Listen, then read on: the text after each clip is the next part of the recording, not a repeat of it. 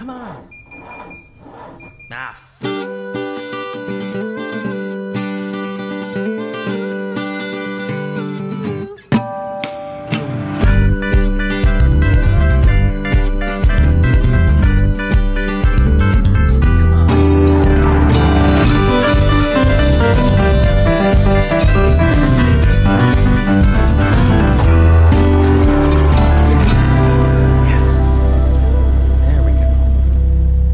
Hey, what's going on, everybody? Welcome back to the only podcast produced by three two-time winners of IMSA's Spirit of the Race Award. You're tuned into the Check Engine podcast. We're hosted on Anchor.fm, and we're streamed worldwide on all the platforms that you use to listen to your favorite podcasts. My name is Nick. Joining me as they do week in and week out are my two good friends, Tristan and Andrew. It has been a little extra time, guys. How did you enjoy your week off from recording? Well, it is with a heavy heart that I must make a serious admission. With the week off, I found out that, well, my dad is a metal detector guy now. Oh no, really? I'm sorry. He oh no. I don't know how it got to this point. He claimed that he was looking for his lot line posts, and then he just bought a metal detector. And he's a metal detector guy now. Then it just went from there. Was this like a Father's Day gift to himself? Maybe he found a U-bolt in the yard. He showed me the U-bolt. Well, that's nice. You'd have to go to the hardware store for it then. Well, it's probably from like a Tractor or something. It's massive, but... Wow. See? Well, who knows when you might need one of those. It's... yeah. That's unfortunate. That is unfortunate. We will say extra prayers, Andrew. Yeah, that'd be great. That's things. Nothing that exciting happened over the last week for me. Tristan, how about you? Well, Andrew knows partially about the exciting discovery I've made. Okay. Yes, I think I do. Yes. So my extra week was spent attempting to research also, our regular topic, but also my own bit of car research. As overall pleasing and entertaining as the WRX has been, I don't think it's the car that I'm going to have for the rest of my life. So statistically, right. I really think I think I did the Outback a disservice. I think it was really where I belonged. So I was looking into maybe getting a new Outback when my lease was up in about a year or so on the WRX. And then guess what I found, Nick? What? They gone done it. They gone done what? Remember when we were at the auto show and I said, if they make this car, I'm going to get one? They made that car. They did. They put a 260 plus horsepower turbocharged 4-cylinder from the Ascent in an Outback, and you're going to go buy one. You're going to go buy one. Yeah. Well, finances have to line up first, but at least let's say I really want to buy one and am working hard to buy one. You actually drove it, right? I did. I test drove it. And it is amazing. It's not Nick's rental car review. I wasn't with it for that long. Okay. But it was a fairly good test drive. And they have just taken the box of stuff, looked into it for what they might want to put on the car, and just said, this is too much work. Took the box, turned it upside down, and put everything in the car. What do you mean? Normally this is stuff that you'd be getting on the limited or the premium version of the Outback. And when you get the special package that I'm looking at that comes with the turbo, it's less than those cars because you don't get leather seats, but you get everything else. I mean, that makes some sense to me. That's typically, or what I should say is traditionally, that used to be the way that those performance editions were made, right? It was right. Not the creature comforts, but everything else. Right, exactly. You don't get leather seats. You actually get the very cool, like outdoorsy material, the water and mud proof seats that are actually very soft and very comfortable. And they adjusted the seats to be far more base WRX shaped. So gives me the nice kidney hug when you get in the car. And the only thing I don't like about it is also probably what a lot of people do like about it is the center screen is one of those huge new touchscreens, which it's a new car. Eventually, all of them are going to have it. Whatever, just give up. I'm still going to use CarPlay, and CarPlay only uses half of that screen, so it's only really, for me, half as big as it should be. So here's the biggest issue I have with those, obviously, is night driving, and manufacturers have gone away from night modes or like dark modes on their screen. My car has it. Meg's car doesn't. And it's appalling that you can't turn those screens off. It can't stay that way. Yeah, I did not test drive it at night. However, it is a very, very dark color palette. Everything is navy blue and black. So you're going to have backlight, but you're not going to have glaring white light. And the navigation even during the day was using a black background. So I think that they're at least trying. But it's even without the leather seats, it's a huge step up on interior quality from even 2 years ago, the premium 3.6R Outback.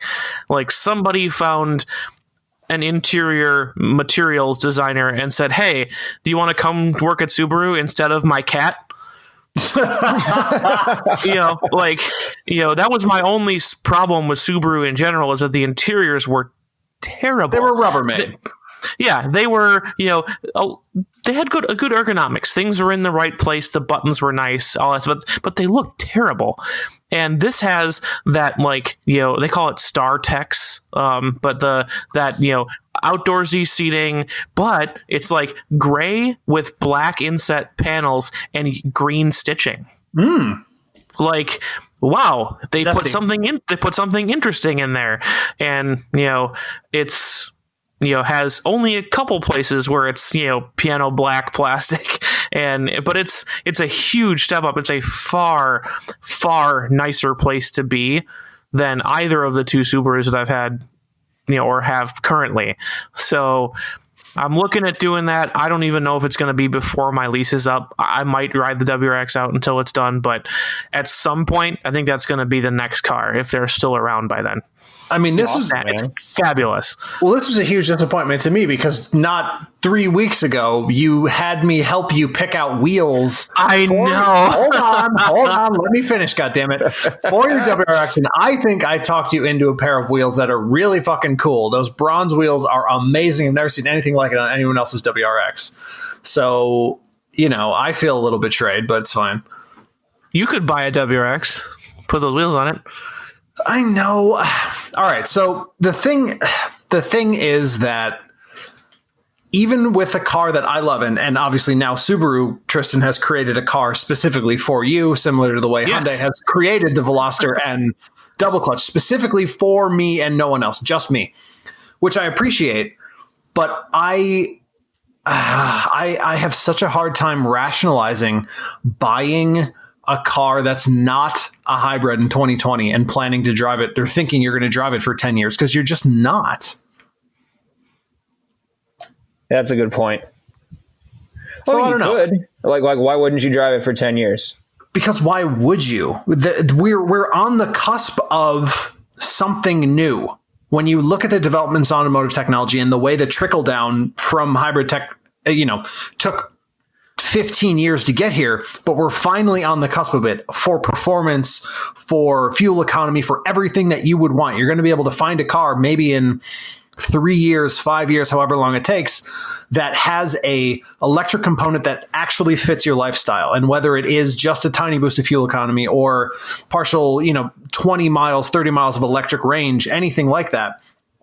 And in my mind, I have such a hard time seeing that as a very real possibility, and then looking at all the cars on offer right now and saying, yep,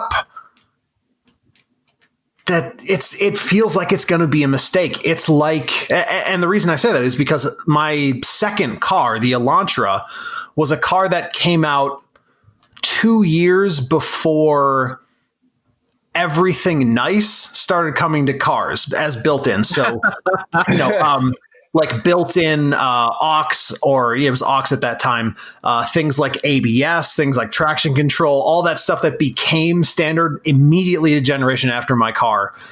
And it sucked ass to have a car that didn't have any of that and have it be a year newer or a year older than literally everything else out there. And you're just looking at it like, what the shit? I paid the same amount and I didn't get anything. Yeah, I think what the problem that I see is, maybe not a year. I would give it maybe 2 or 3 more before I start to worry about that, because I think even right now, when you look at the, hybrid options and that kind of thing, like, sure, modules and extra computery bits like ABS, traction control, all that kind of stuff, that they can throw on a car without a major platform overhaul. But hybrid stuff, it costs more. True, but you're forgetting. I mean, you're the VW guy. The platform's there. There's no way in my mind Subaru's releasing the next gen WRX without platform availability for hybrid tech. I don't believe it. The car's too important to the brand. Yeah, I don't know. I mean, it might only come on the STI. I don't know, but they just now replaced a zillion-year-old inefficient motor. I think there's a certain amount of laurels resting involved with that, because there's this weird disconnect. I feel like there are 2 types of Subaru owners. There are WRX owners and BRZ owners, even though they hate each other. True. And then there's everybody else. Yeah. And I think that, yes, they're going to start, like they've already started to hybridize the Crosstrek.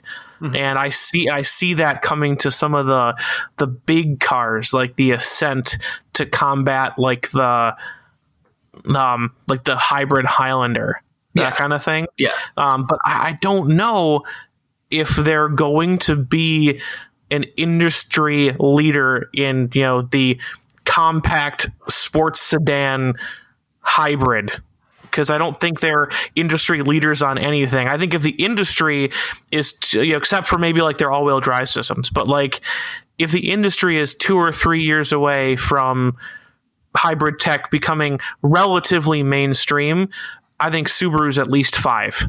Fair enough. From at least on the WRX. I definitely see the Impreza. I would bet Impreza, because the Crosstrek already is, and it's the same platform. Right. So I would bet Impreza and at least the Ascent. They may leave the Forester and the Outback alone, because they just redid the Outback this year. Mm-hmm.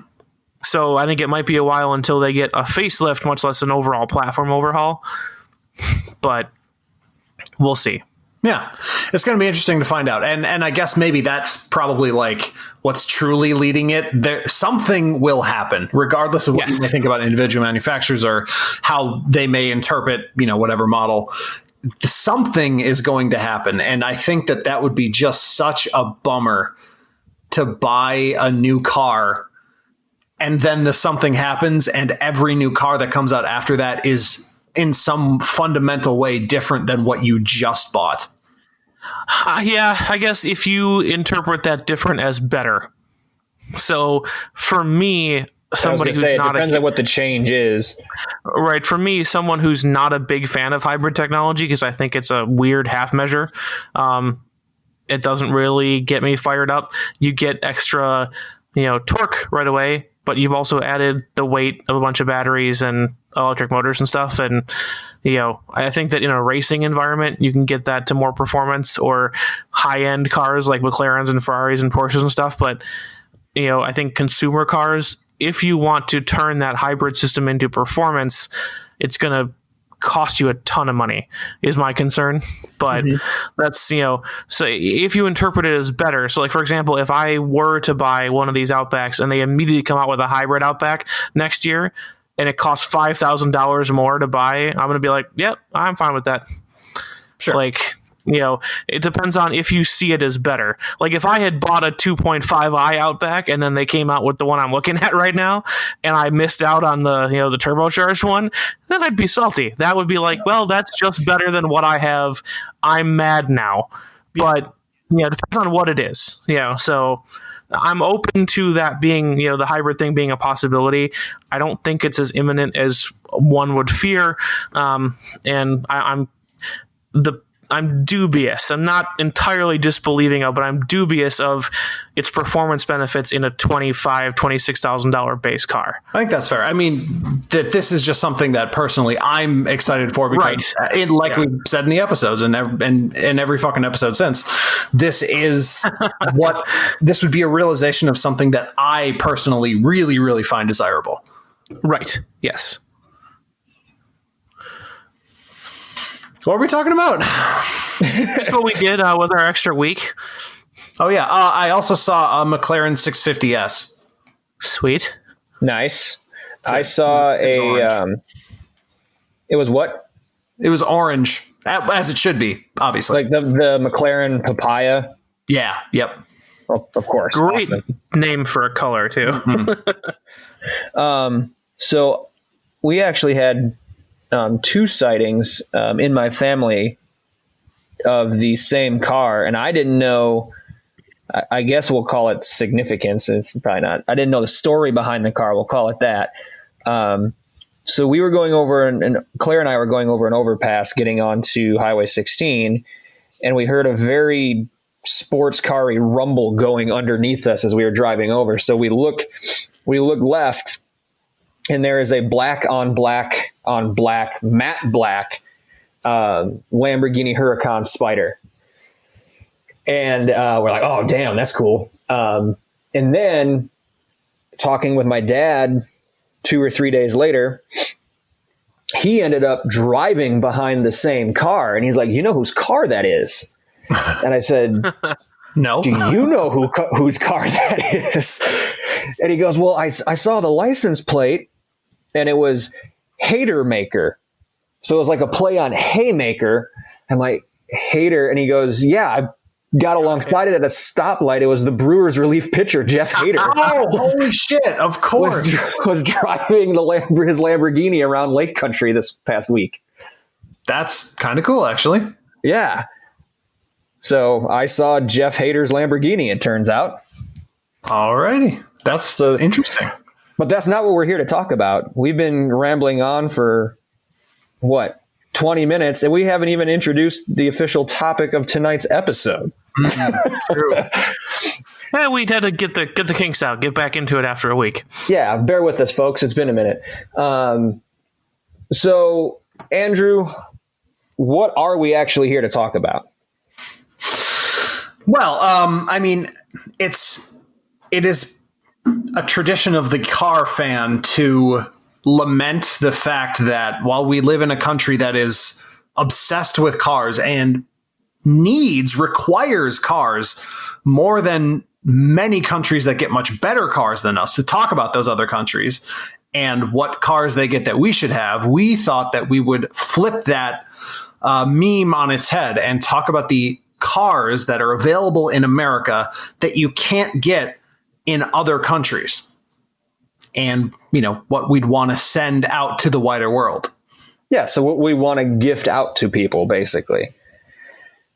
And it turns out it's a lot harder than initially thought.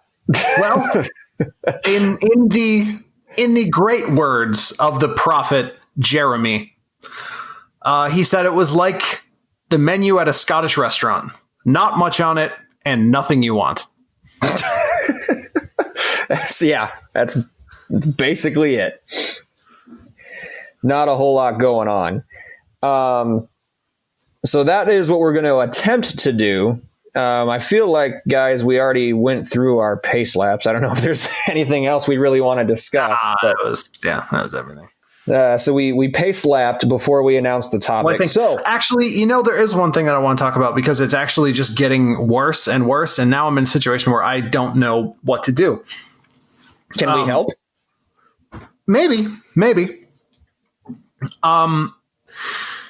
So we're now 2 weeks further on from the last time we talked about IMSA, still not saying anything, still not talking about any initiatives, still not making any comment about the race riots or about the fact that they employ international drivers. They depend on international teams, people from other countries. And now F1 has announced their initiative. They put out their statement. They're about to start racing. Yeah, they're racing this weekend. And I what am I meant to do with the fact that IMSA, to my knowledge, again, and I do look, while I don't, watch every single thing any representative IMSA says, I follow their Twitter account, I check their homepage, they have not said a fucking thing. I cannot accurately describe how much this bothers me because I really like IMSA. And the way I see this, in my personal opinion, I've already said here on this podcast that I see this point of American history being the point where you have to say something. I feel like it can be two things, right? Corporations can be responding to the social pressure and they can be trying to use this momentum and this sort of sea change in race politics in America to better their business. However, that can also be helpful. It's good to know that the companies that you would like to give your business to will even faint at the idea of acknowledging that race relations in America have been fucked up and they want to do anything to improve them. Whether or not that's for the dollar or whether or not that's something they believe is a corporate identity, at some point it matters less than the fact that they didn't say anything. And that's what I'm feeling about IMSA at the moment.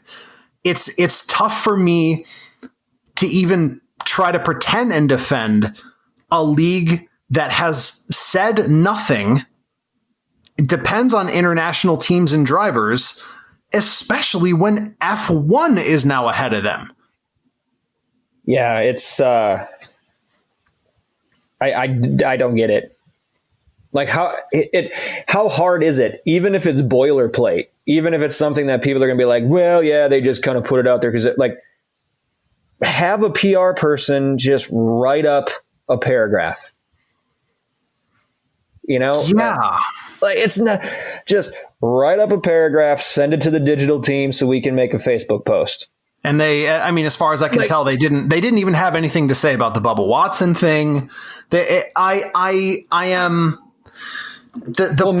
and here is I guess the one, does it have to come from IMSA? And the reason I ask that is because IMSA is owned by NASCAR, and NASCAR has been the most forward, I think, out of all the racing leagues in stepping up and making statements and taking action and doing things, because NASCAR president Steve Phelps is at the forefront of this.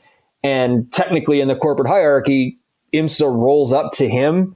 That is all true.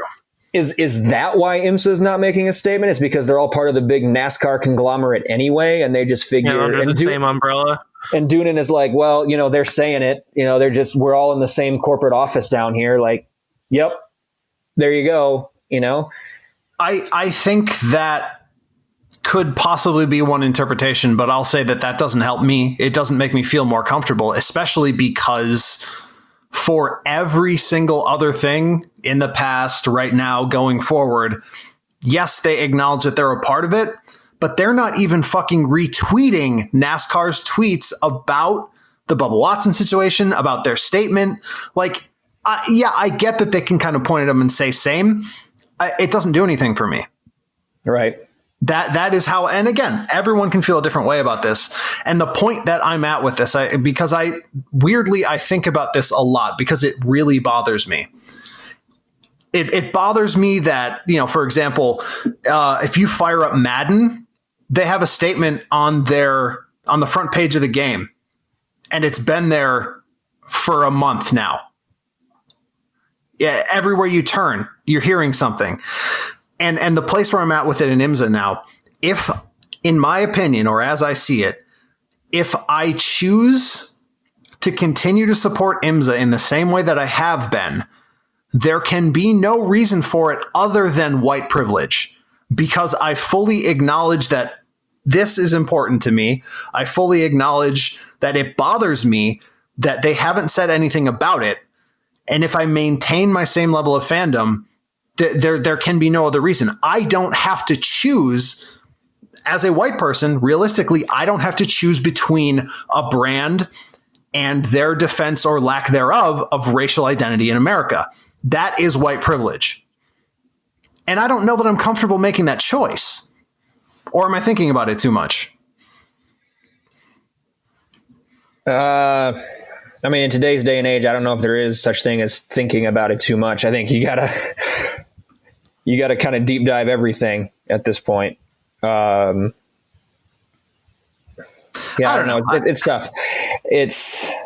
I feel like, maybe NASCAR said some, I don't see why they would, but maybe NASCAR said something like behind closed doors and said, look, IMSA, NASCAR, one big family. We're just going to post from NASCAR, and that's going to be our statement. And then everybody else shut up. I don't know. I wasn't there, but that would be the only logical, explanation. No. There are a lot of other logical explanations.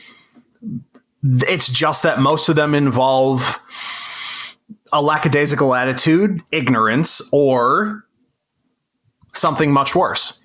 Well, right. The only logical one that I would be able to accept is what I'm saying. Yeah. I don't know, man. I gotta say, I thought that I would feel differently the longer this went on. And I do, because I feel much worse about it. It's making me really uncomfortable. Honestly, it is. Yeah, it's weird when literally everyone else has done something. And by the way, Formula One, welcome to the party. Yeah, it's good to have you here. But did you guys see their initiative with the checkered flags? No, I did not. I'm sure I saw that part of it, but I'm not recalling it right now. So I would have to look again, because I'm actually interested in participating in this if the money goes to a good cause. But you can buy a spot on like one of the squares on the checkered flags. They would put your name in it, and it's the race, like the one that they're going to use at the upcoming Grand Prix.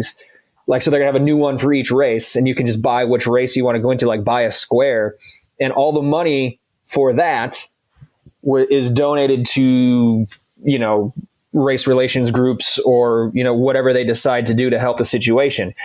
And then you, as part of purchasing it, you will get like a plaque or like a poster, like memorabilia type framed thing with a picture of that flag. Your square would then be cut out and individualized and sent to you with the date and the race and who is the podium, and like this collector's thing to put up in your office or your man cave or something. I'm like, that's actually really cool. It is really cool, actually. Sorry, I did pull it up. Yeah, and you're exactly right. Yep, they're selling them. They'll donate the profits, and for all the races on the calendar, so it's 56 squares per flag per race. Yeah, because there's 84 squares, but they reserve some of them for like sponsors and those types of things. But there's 56 open squares per race, and I think they're like $150 a piece or something like that. I don't have for whatever it is, but I'm strongly considering doing that, because I just think for whatever man cave or office, down the line, like my name was on this flag that was waved at the German Grand Prix in that Lewis Hamilton won in 2020. Like, that's going to win the rest of them. So, right. Because we know that already. Yeah. That's, I feel like that's kind of cool. That'd be a cool, like a good conversation piece, It'd be totally amazing. Yeah. They're releasing the flags for sale, looks like maybe about 10 days before the race. So the previous one's already sold out, obviously, and they're moving ahead. So the next one will go on sale July 6th. Yeah, so that's actually a really cool thing. For as late as they were getting to the party, that's actually a really neat idea, and I'm considering doing it. So, yeah, I think that is really cool. Oh, what the fuck is IMSA doing? Oh, man. No, honestly, guys, it genuinely bothers me. I'm looking at the sticker on my car weird now. I feel like it makes me look away. Whatever. Yeah, step up, IMSA, something. John Doonan tweets something. He doesn't use a Twitter account. That was the thing. I mean, not that we're anybody, but I know that the tweets we sent from our account get seen by people. So I let off a little tweet storm at him about a week ago and didn't hear anything. IMSA radio and directly at IMSA, just because I was like, listen, you're looking insane right now, and didn't hear anything. But why would I? Yep, they've been silent so far, so why would they change for you? All right. Anyway, so folks, we are going to try to determine which U.S.-made vehicles we would send to other countries for the gearheads over there to enjoy. But we're going to do that right after this break. All right, we're back, everybody, and we're about to get into tonight's main topic. But before we do, we'd like to remind you real quick just how to get a hold of us if you feel so inclined. We have our very own website. It is checkenginepodcast.com. Associated with that is an email inbox. It is inbox@checkenginepodcast.com. We're also all over the socials. You can find us on Facebook if you search Check Engine Podcast. Andrew, you had mentioned you'd been tweet storming, tweet rating IMSA. So where can they find us on Twitter if they want to take a look at that conversation? Yeah, find us at Check Engine Pod. And I mean, I guess it wasn't a tweet storm, but it was a small thread, 3, I think. I don't know if that qualifies on Twitter anymore, but a little something. Little something, something. If you want to read that little something, something, it is at Check Engine Pod on Twitter. Tristan, we're on Instagram as well. Where can they find us there? Also at Check Engine Pod. So there you go, folks. Be sure to like, follow, share, post, subscribe, DM. Just reach out how and when you can. You can ask us questions for us to answer on the show here. You can let us know what you like, what you dislike. You can give us ideas for topics, anything you want. Just get in touch with us. Thank you in advance.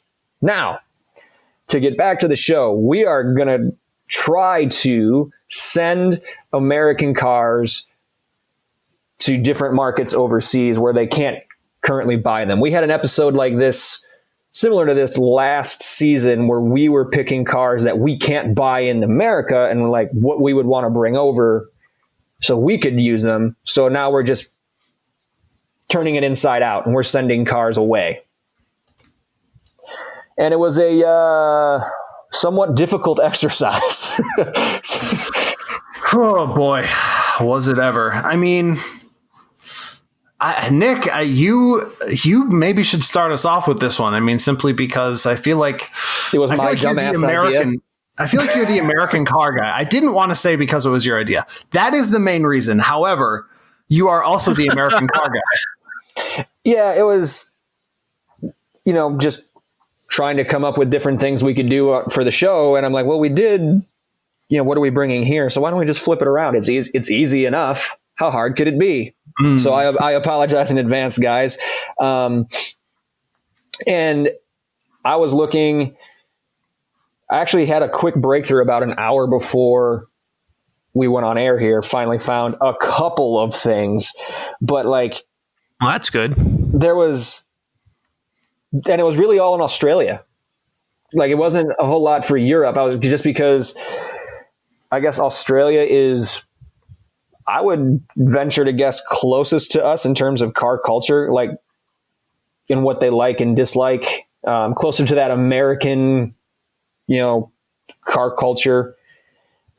Sensibilities. yeah. And they're, a little bit crazier than us, but, so the first one, and actually I have this tabbed for Europe and for Australia. Europe, probably not so much. I think it'd make a decent play in Australia. In Australia, they have the Ford Ranger Raptor. They have the little one. But it is a truck country. Like, they have pickups and SUVs. There's a lot of open space in the middle to go romping around in. Like, I feel like the F-150 Raptor, the Ford Raptor, would do well in Australia. And I would like to give those crazy MFers down there a shot in one of those things, you know? So that was where I started, was send the Raptor, like the actual original F-150 based Raptor, to Australia. That's actually a good one. I guess I never considered that they would not have that. They have Ranger version. They have the little one. Right. But I wonder if that would catch on there, because I know nothing about Australia, but if they are sort of the Europe of America in terms of culture. So I would bet that, yes, they do have a big old desert in the middle. It's called a big desert, I think. And we talked about it earlier. Actually. Yeah. It's called the Great Sandy Desert. But I would bet that desert is significantly more protected than any of the land that we have here in America, simply because they are an island and they kind of have to give a shit. That being said, the whole overlanding thing practically was born there. So they do that a lot. There's half the stuff that I want to buy and put on my vehicles for that comes from Australia. Actually, that's a really good point, because all of ARB. I just of ARB is Australia. I just real quick Googled off-roading in Australia, and every single one of these images is a vehicle. Oh my God. Every single one of these images is a video doing overlanding. You can clearly see the tents. You can see the tent, high lift jack.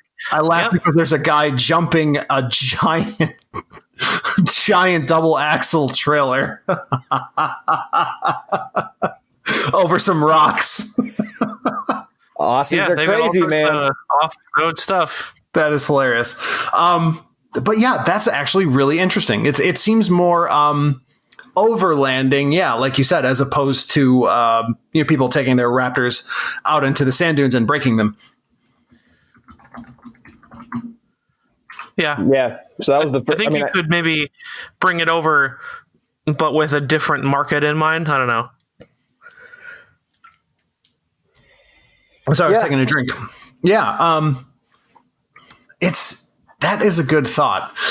I gotta be honest. There's nothing exclusive to America that I would want to send anywhere. I think large trucks. Okay, first we had to draw some somewhat arbitrary lines here, right? Because 99.99999% of the cars that we make in America or are American, quote unquote, also go to Canada. They, Mexico, South America, some places like that. There are other countries. So you kind of have to fudge the numbers a little bit. But outside of Australia, which I do think is a good idea, full-size trucks don't really fit anywhere else in the world. And the issue that we have there is, if you think about like selling these ultra luxury, like for example, GMC to China was something I thought, but Chinese people don't give a shit about trucks. They don't care. Trucks are for the working class in China. No one's looking for a luxury leather cooled vibrator seats in a truck. They don't care about it. And then, our trucks are a little too upmarket for somewhere like Africa. Not that they couldn't be afforded by anyone in Africa. It's just that sort of generally they either don't fit the market because they have smaller cities that require smaller vehicles literally to drive through them, or there isn't the infrastructure to support a full-size truck necessarily. So it's really tough. That would be the number one thing to go other places. I just couldn't find places to send them.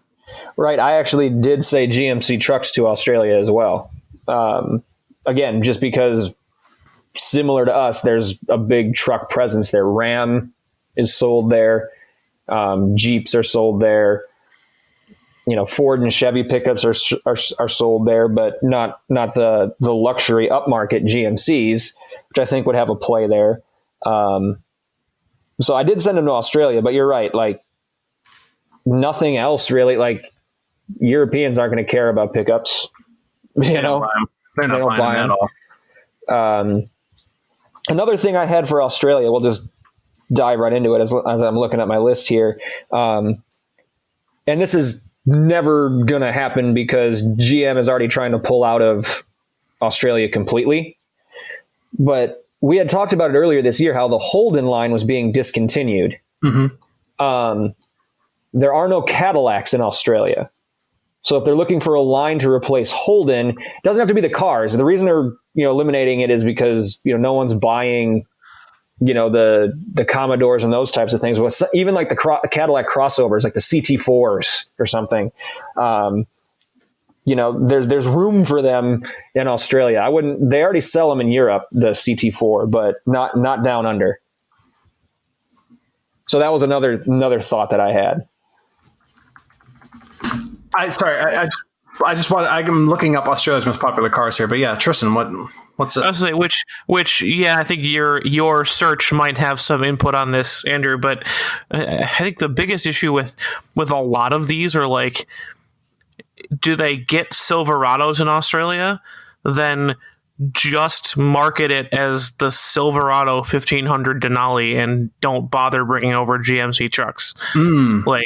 I think that's a lot. Is there room for something like that? Maybe, but do you need to go through the trouble of like bringing the brand over?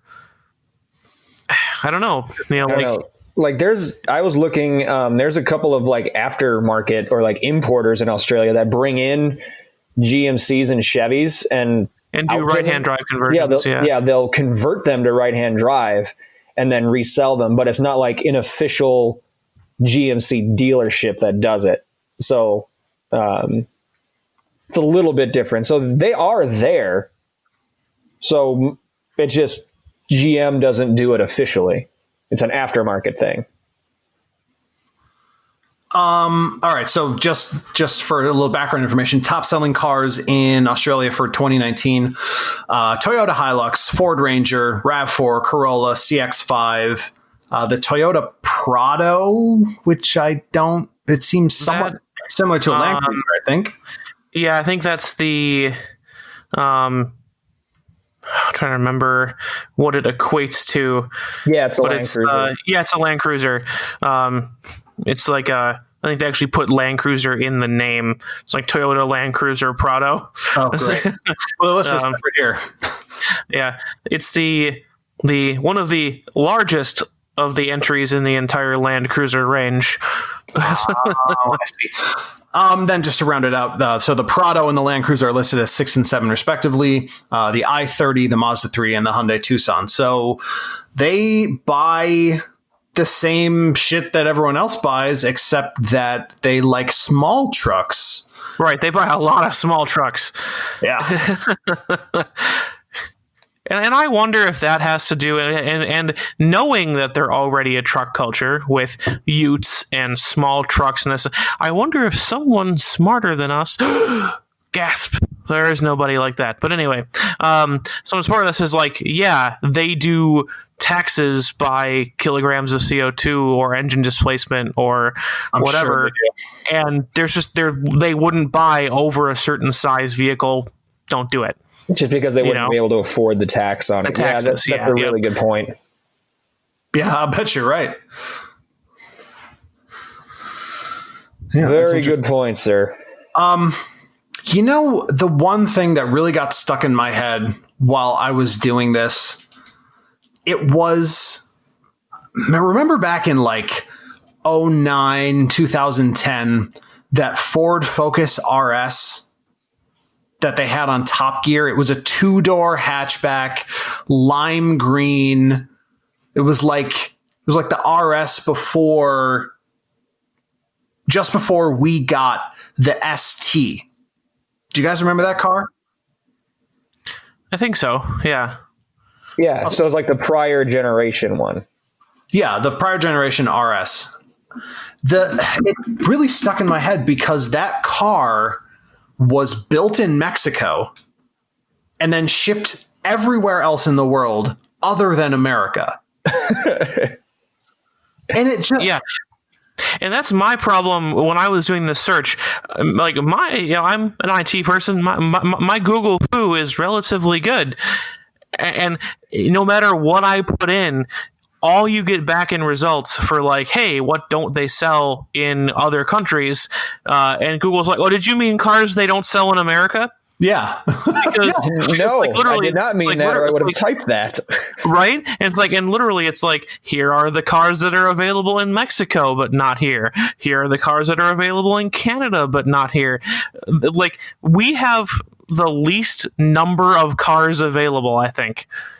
It certainly seems that way. And the reason why that car really stuck in my craw, because even at the time, like, I just loved that car. It was so incredible and capable and cool. And it just seems like nothing we make is any of those things. Yeah. Like, what is the deal? Why don't we make anything cool that we want to brag about? Even a lot of the cool stuff we do get here, we get it here, we don't make it here. Well, yeah, I mean, there's that whole aspect of it. But again, that was something that if you want anything on your list, you kind of have to fudge. The Challenger was one. Yeah, I'll go with Nick on the Ranger. Like, I think that's cool. I think I would love to have it go to some crazy Australian and see what they do with it. For example, there might be reasons it's not, and then we talk about that. But like, I would be willing to export the Raptor and see it in the hands of other countries. I think it should be. Whether it's feasible that it could be is separate. But I think that's one of the coolest ones we have to export, at least. So, gotcha. Yes, but you're right, Andrew, too, the Challenger. Again, Australia, like big V8s, like they love them down there. They drag race down there. There's my place of employment. The Australian arm of it sponsors a drag car. Yeah. So what's interesting about that? I wonder how much of that at this point is down to stereotype, because all of those V8 sedans, rah, they're gone. They don't appear in the top 10. They even the lineage of those cars doesn't appear in the top 10. So you've got a point. I don't know. That might be old news. I'm actually I have an article here from carsguide.com.au that they're talking about. Well, it's actually from last year's. They're talking about the 2019 Challenger, and they've it's basically a rumor article saying, it's been spotted in right-hand drive. Is this the year it's coming? Blah blah blah blah blah. And allegedly, one of the marks that Dodge has been using to decide whether or not they want to bring it there is the performance of the Mustang and the Camaro. Well, famously, those two cars have recently introduced really, really high quality anything but V8s. Right. I was going to say, the ones that are coming out there, it's like, here's the EcoBoost 6, the EcoBoost 4. Yeah. Yeah. However, I mean, I guess if we have to send something, that would be the one place that I guess you could send it to without feeling too ashamed. It's just, my brother really, really loves the Challenger, which is it's hard to say this on sounding patronizing. That's so good for him, but I don't. Yeah, it does a little bit, but that's okay. But like, I don't get it. I don't know. Yeah, I mean, I thought to send like the Hellcat and the Demon down there again. Just give them something outrageous and let the Aussies go nuts with it. I think it'd at least make for great YouTube videos. That is an absolute certainty. So, but I had nothing for Europe. Like, I thought maybe the F-150 Raptor there too, but yeah, they're not going to give a shit. Oh, no one's buying that there. No one's even looking at a full size. Nope. Exactly. So, I mean, Europe already has all the cool stuff. They have more cool stuff than we do. They don't want any of ours. Chrysler 300. Oh my God. They had that 15 years ago as an E-Class. Yeah, that's right. Right. They tell them we already got one. We already got one. It's newer and better. Actually, one thing that I really need to get out there, because I'm looking at a picture of it now, and I saw it also in Costco the other day, and I just the V6 Challenger is so hopeless. It's very sad. Yeah, everything about it looks bad. Yeah, I just don't. What's the point? But it's just the fact that they so clearly hate you if you buy this car. The wheels are too small. The rims are so ugly. They didn't change the body molding, but the V6 sits about 3 inches, it looks like, higher than the V8. And it's so stupid. It's I haven't seen it. I haven't seen it in person, so I didn't catch the ride height. But I do know about the rims. Yeah, it's just absolutely tragic. Okay, who has anything else? Because I think I may have one more ish. I have an ish. Go for it. As far as I'm concerned, so far. Ahead. Go ahead. So far, Nick hit the Raptor, and you hit the Challenger, and those are the only two I could really find that I would want to bother sending out. So everything else is gravy for me at this point. I didn't look too far into this one, but where's the Gladiator being sold?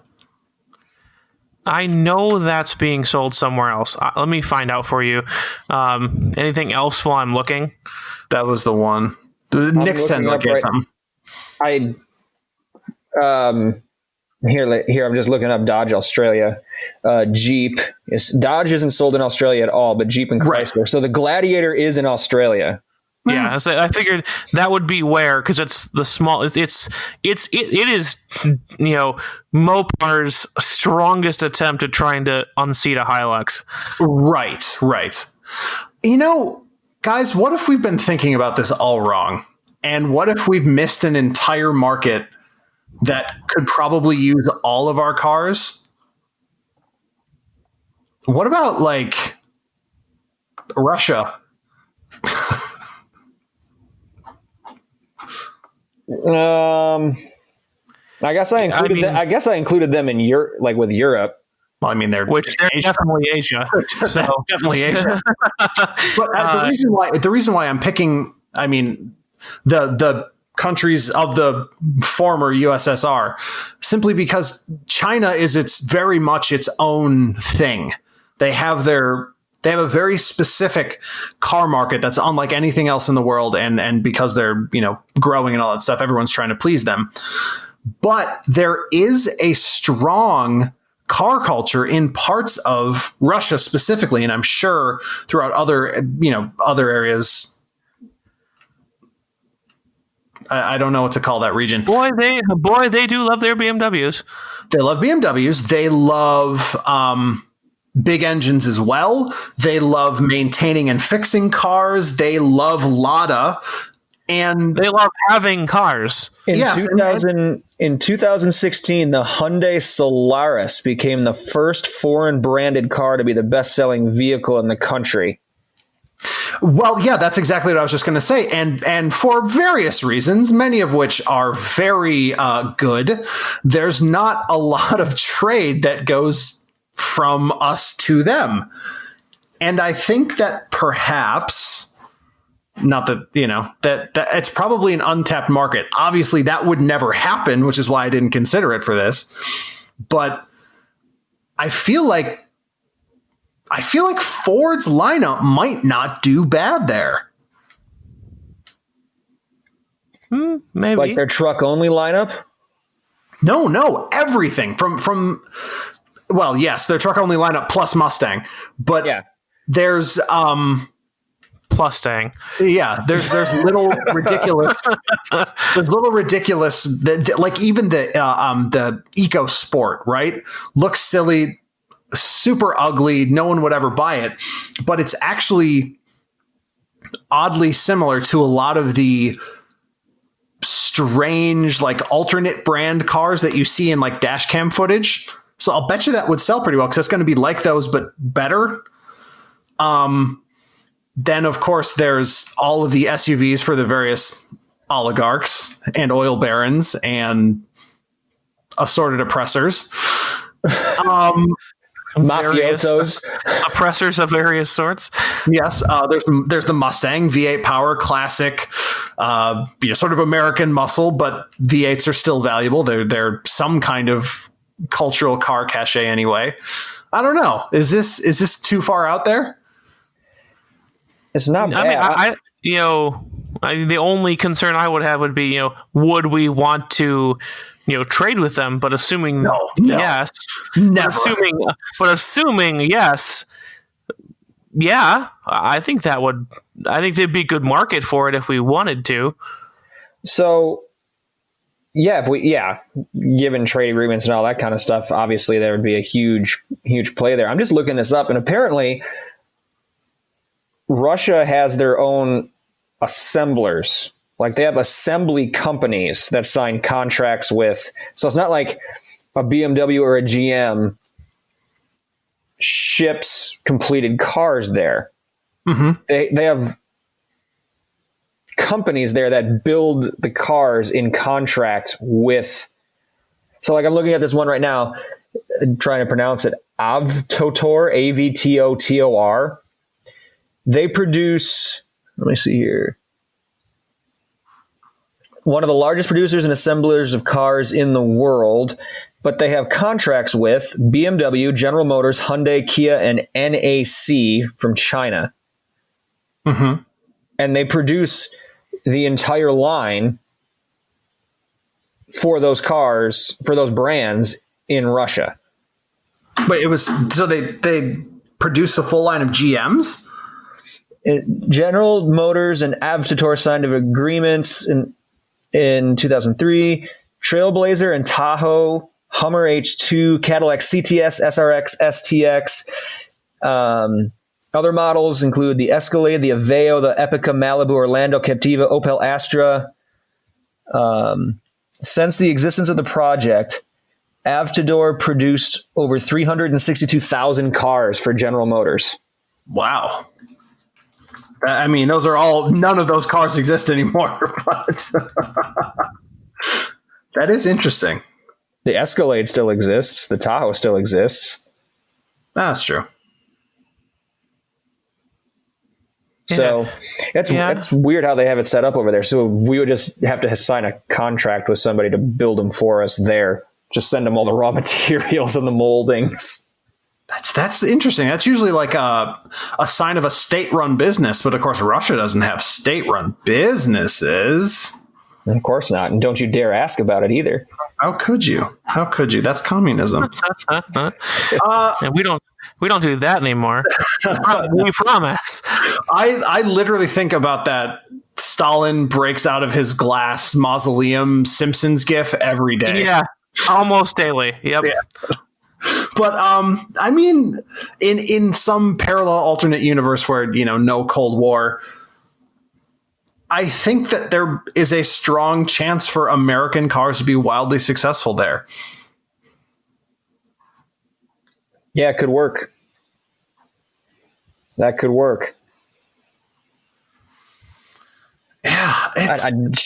Tristan, did you have anything, or was it just like, hey? Honestly, it was those two. It was the Challenger and the Raptor. I kept wanting to just say F-150, but we beat him to the punch. I think it's such a bummer for. I mean, this was something that I was talking about with Tristan last night a little bit as we're like, well, we got nothing, right? I mean, I'm just happy it wasn't just me. Like, I was going to be really pissed if like I came through and had like guys, I had a really tough time with this. I don't really have any ideas. And we're you'd like, been yeah, no problem. Yeah. yeah, I would have been really mad. I mean, the thing for me is, obviously, I can't necessarily prove this other than the remaining webs of influence across car culture across the world. American cars or cars from America or cars in America created car culture in a lot of ways. I mean, even when you want to talk about car culture in Europe, there's always Ford Escorts, Ford Falcons. I mean, those American brands are always in the building blocks of car history throughout the world. Yeah, at least the brands. Right. And again, there's always that thing like, oh, if it was only in Europe, is it really a Ford? It's like, no, it says Ford on there. Like that's one place. That's one company, right? Mm-hmm. But looking at the way that maybe because we are American, we view American taste so differently. But when I think of something like the Ute, which never came to America and then did sort of come to America in the form of like the F-150 Lightning, or I think you can make an argument that these newer, smaller front-wheel drive based trucks are Utes 10 years later. Right, Honda Ridgeline. There's such a difference in perception between like the reality of American car culture and what people on the outside seem to think of it. The Toyota Century is another one that comes to mind. Like, Americans devour the Avalon. People buy those cars and never let them go, ever. When you look at Lexus, someone is paying $30,000, $40,000 more for a car than they should because it says Lexus on the front. And yet we don't get the Toyota Century. It's just, it doesn't make sense at this point, the stuff that we don't get.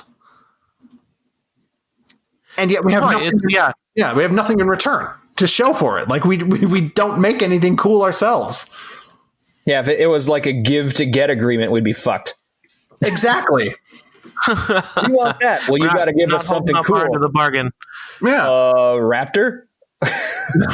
No, we're good. Something else? Demon? Yeah. I don't know. So what does that say about our car culture versus the rest of the world? Like, it's not a good look, right? It's not a good look, right? But that's kind of that was kind of the conclusion that I was trying to draw after doing this.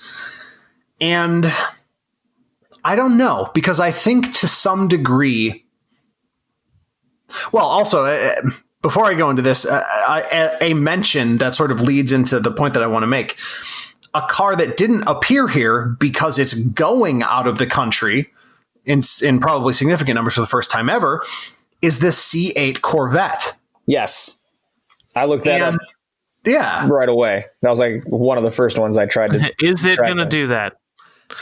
And they did that a little bit to the C7, but I don't think it went. I think it went in like hilariously low numbers to the UK.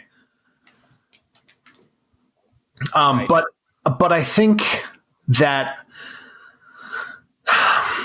there's so little refinement in what commonly passes for the expectation of American cars, quote unquote, that I don't think other people would want our vehicles. And I think that actually plays itself out if you look at a company like Ford that played such a critical role in the development of European car culture. I mean, no matter how you want to slice it, whether, Germany had the car first, all this stuff, when it comes down to making the car a cultural icon, Fords are in all of those races. They're in all of those driveways and garages. And yet that none of that ever reciprocated back to America. I mean, it took until that Ford Euro spec Focus back in the early 2000s before any of that design that started at Ford and proliferated throughout Europe was brought back to America. And those cars, when they came here, sold like hotcakes. The ST, when they finally brought it back to America, sold like hotcakes. The Fiesta, the small trucks, name whatever you want. I don't know what the reason is, but these companies that are American go other places, do amazing things, and then sort of are reticent to bring them back to America where they are all successful. And I have no idea why. Yeah, and yet so little of that goes the other way, especially now. Like, European companies don't come here and make a car that we love and then sell it overseas, like back at home. What about the RAV4? Well, I mean, not an American company, but the RAV4, in terms of production, is about as American as any car on the face of the planet. Well, and that's my question is because that's a European. Sorry, it's a Japanese, not European. It's a Japanese vehicle, and it made its debut in. I don't think it even came here first. It was like Japan and Europe. I think so. And then, when did they become popular? Are they even popular? There. And I know that they made something great that we love here. It's, I know two people who've actually purchased them after we made our declaration that the RAV4 is kind of our, what was it from Top Gear? Like the Subaru Legacy. It's like one of the ones that we can all agree on as being actually a pretty good car. Yeah. So if you have to buy something like that, make it that. Yeah. And it's like, after we came to that conclusion, I know two people who bought them, so they're very popular here and they're pretty good, as we've come to the conclusion of. But, did they develop that alongside the one that they're selling in Japan, or did it come here, get developed, and then brought back to Japan, and was it successful? So right. I have no idea on that. Like the Focus, we made it here, and then we sent it to Europe, and they made it better, and then we brought it back here, and it sold even more. See, yeah, that is the interesting thing about the Focus. I mean, it was sort of, it's the Fusion Mondeo thing, right? Because Ford brought the Fusion over there, and Europeans said no. And then they redesigned it. They used their Euro team to redesign it, make it the Mondeo, and it sold. Well, it was still the Mondeo actually, but when they redesigned it from the European team, it sold crazy. And then they brought it to America, and it sold crazy, and then it stagnated. 10 years that thing was on the market looking the same. No wonder it didn't sell anywhere. I don't know. I don't know what it is.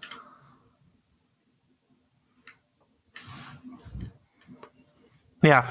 And that's the thing is, that's what I wish this episode could be, is like, we come up with a topic, we realize there's not as much to this topic as we thought in its original form, and we come up with something like, let's explain why. But I don't have a reason why, other than Americans. I don't even blame the car companies necessarily. I blame us. I blame me. I'm looking at moving from a WRX to a crossover now. I think a fun, interesting crossover that they haven't made for a long time, and is the closest thing we're going to see in a long time to a Lavorg. So there's that. But I think Americans are driving these trends. And if they brought a bunch of stuff over from Europe, would it sell? And if we take any of our stuff over there, wherever there is, be it anywhere, Russia to Australia to Europe, are they even going to want it? Or do they realize that Americans just buy and like crap cars? I don't know. See, okay, so that's interesting. I mean, first of all, it's not your fault, man. It's not your fault. But thanks for the validation. But no, I think that... while obviously this isn't true in every case, specific to your own personal preferences, you would prefer a wagon. but because sales, and again, I've already covered this in the blog from whenever the hell that was, the Outback is just not an SUV or a crossover. It's just a wagon. It's a tall wagon, which if you ask my father, that's all crossovers are. But there's, they have. But the thing is, they have a crossover. It's called the Forester. Right. So I don't know. It's all very confusing in my case, but I feel like the reason that the Outback sells as much as it does is because Americans think it's a crossover. Oh, absolutely. All they had to do was raise it an inch and give it plastic body cladding. And to their weird credit, skid plates. It's got a differential cover and an engine and an oil pan size engine cover on the bottom, which I didn't even know. Yeah, no, you're exactly right. That's all they did. Skid plates, plastic cladding, and raised it an inch, and went, no, sir, not a station wagon, not this, no. This is a very rough and tumble crossover sporty vehicle. Yes, indeed. But so I guess. I don't know if you're the problem specifically in this case, but I do want to know, what is it about? Could it possibly be the double-edged sword of? I was going to ask the question, then I answered with a possible thing. So, what is it about? The question is going to be, what is it about stagnation, or what is it about America, or the American market that causes stagnation, and then the second thing I thought of was, what direction does that happen, right? So if we look at Toyota, they're an interesting test case because of exactly what Tristan pointed out. They started the RAV4 somewhere else. They brought it here and found themselves in a decade-long street fight with Honda for the number one spot, which they finally got. CRV, yeah. Yep. And so I guess that's going to be one thing. What happens now? They did the big redesign, the hybrid tech, the blah, blah, blah, blah, blah. Market leaders and all that stuff, including, having all-wheel drive and hybrid tech on the same car, which people are just now starting to get on. So what happens? What do we take away from this if the RAV4 stagnates like Ford did with every single thing they ever brought over from Europe and finally made a success in America? I don't think that's what's going to happen because Toyota's development cycle is so active. I mean, just look at what they've done with the Camry, right? They refresh that thing every 9 months. And they don't have to. Exactly. They really don't have to. But I guess that's kind of my question. Like, what is it about America? What value is it, or what is it about this market that makes this happen? Be a good question for Loaf. I'd ask it to anyone. I mean, I'm just trying to think of. I can definitely see an argument and a reality that American customers are super fickle, right? Think about things like cable TV and the way we kind of ping pong as a society between cable TV being the greatest necessity, and then we don't need it at all. We've got streaming, and then streaming platforms bring cable on board for hilarious amounts of money a month, and then people are like, "Oh, cable TV is great," and it's just like the Outback is another one. It's not a wagon. It's an SUV. See, can you not see it? And then it sells 10 trillion of them. Like. Yeah. What are we? It's like basically they took something. They took the cable TV of cars, the station wagon that everybody thought was evil and nobody wanted to buy it, and they rebranded it as a crossover with some cosmetic changes, like you don't have to have a box in your house. I mean, sorry, it has plastic cladding on it, and said, "Look, it's a crossover. You'll like it." And then they started having cable TV again. I mean, the Outback. That's all very confusing. They're the same product. Yeah, exactly. Same thing. Like, so yeah, and I think that's part of it is that, we're fickle, but basically all that means is that car companies end up reworking stuff to sell us the same thing, or they decide not to. Like Ford, I think, was just like, well, there's this pivot away from hatchbacks. Instead of making the Ford was it Eco Sport? Yeah.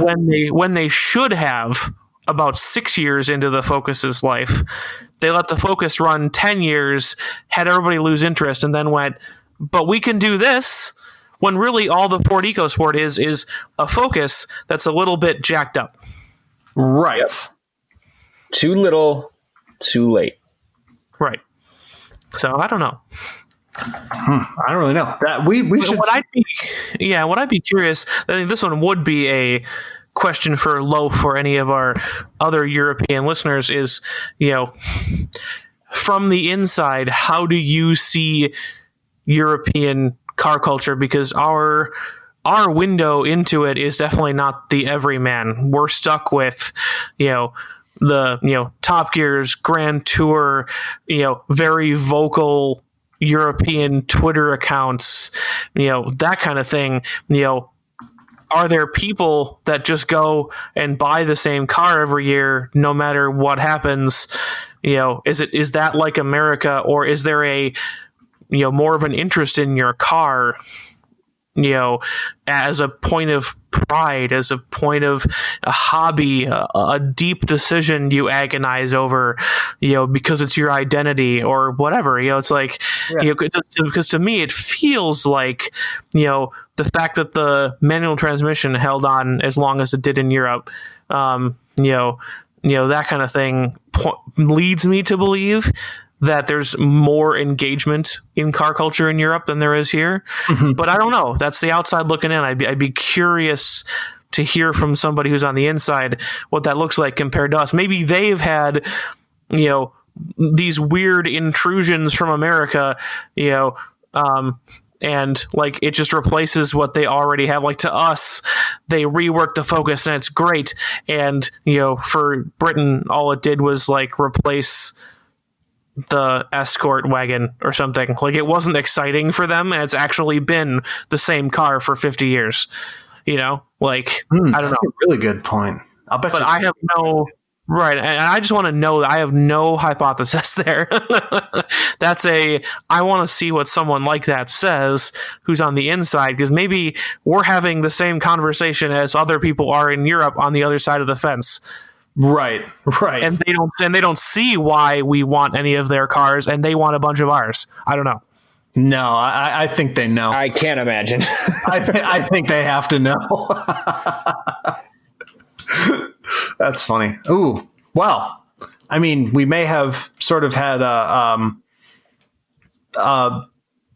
less than episode this week, but I mean, I think this is super interesting because to me, there's evidence that something is amiss, that the facts don't seem to line up with the way companies kind of behave, or maybe they do, and there's just reasoning that I can't fathom behind decisions like this, and behind the bravado of the, CEO of Ford saying, "Oh, we're going to cancel cars in America," and then also Europe, and then he never says anything about canceling them in Europe again because someone in Ford Europe went, "No, you can't do that." And he just noticed that the freaking Ford Fiesta tops the charts in half the countries in the EU. I just had visions of you flipping that around because there's a little stumble. I just had the visions of you saying the phrase "chops the tarts" on a podcast. Did I? And episode title. Chops the tarts. I had said that. Well, I mean, yeah, this actually went more or less how I was hoping it would, because there is no fertile soil in sending American cars to other countries unless we open up a whole brand new market that is problematic to sell to for a number of various reasons. Well, yeah, I think what we really did here was uncover a larger issue, and it just took us a kind of roundabout way to get there, which is Definitely what you just said, Andrew. Yeah. So it serves a purpose. That's right. We figured it out eventually. That's right, damn it. Don't complain. Yeah, that's right. I don't want to hear it. All that stuff we said earlier about telling us what you like and what you dislike, yeah, forget that. Just tell us what you like. That's right. Only tell us that the stuff you do is good. Also, This what you like?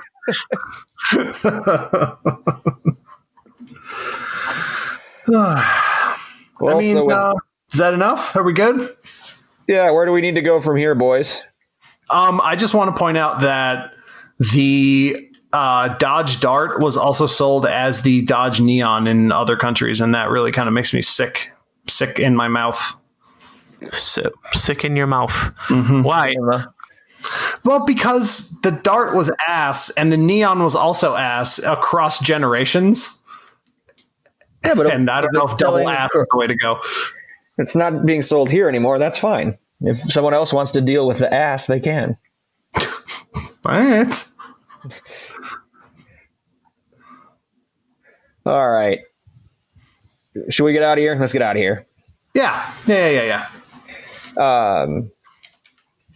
So first off, real quick, folks, before we take off, sorry for the delay. There are some technical difficulties on our end, specifically with me, not able to record last week. So appreciate everyone's patience. Thanks for sticking with us through that. And obviously on today's episode as well, we appreciate you listening, but we don't want you just to listen. We want to interact with you. Okay. We already mentioned how to find us online. We already told you just to pump us full of good things and happiness. Don't tell us what you don't like. No, please do tell us what you don't like. Because that is important information. However, if you don't give us episode ideas, then you get episodes like this, which are merely setups for other better episodes in the future. You play stupid games, you win stupid prizes. That's exactly. Couldn't have said it better. So we already mentioned how to find us online. Give us episode ideas, please. Also, be sure to leave us a review if you would be so kind. And or hit that subscribe button. It's free. You'll get notified of any new content we put out, good, bad, or indifferent. And it's really no harm, no foul on your end. So we'd appreciate it. It just helps us out with those big podcast algorithms that are out there. If you're really into what we're doing and you'd like to support this podcast monetarily, you do have two options for that. You can hit that support button that's at the top of our homepage on Anchor. It is anchor.fm/check-engine-podcast. You'll see the little support button right there under our logo. Or you can go to patreon.com/check-engine-podcast. Every cent that is donated, that is given to us, is put towards making this podcast a better experience for you. None of it goes back into our pockets. We're not here to make money. We're here because we love doing this. But if we can make this in any way better for you and you want to help with that, thank you so much. Do you guys have any special shout outs before we take off?